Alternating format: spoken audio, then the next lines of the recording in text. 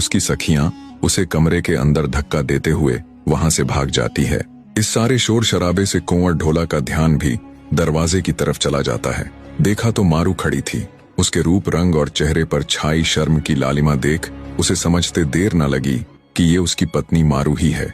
वो ठगा सा खड़ा राजकुमारी मारू के सौंदर्य को निहारता रह गया।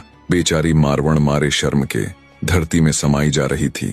तंद्रा टूटी तो राजकुमार ढोला धीरे से राजकुमारी की ओर बढ़ा।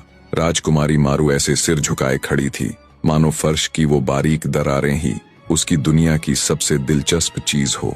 ढोला के कदमों की आहट सुनकर वो और भी सिमट गई।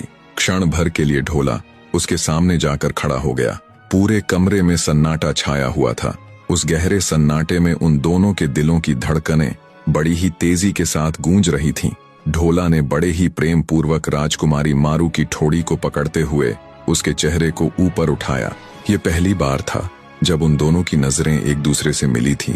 इस सुहाने दृश्य में मानो समय भी रुक सा गया था। दोनों की आंखों में शर्म, इंतजार, प्यार, आदर और चाहत के भाव थे। दोनों ने एक दूसरे को ऐसे गले लगाया जैसे पता नहीं कितने ही जन्मों के बिछड़े हुए प्रेमी मिले हों। आनंद पूर्वक कई दिनों तक पुंगल में रहने के बाद एक दिन कुंवर ढोला अपने ससुर यानी राजा पिंगल के पास जाते हैं और उन्हें विदा करने का निवेदन करते हैं। बने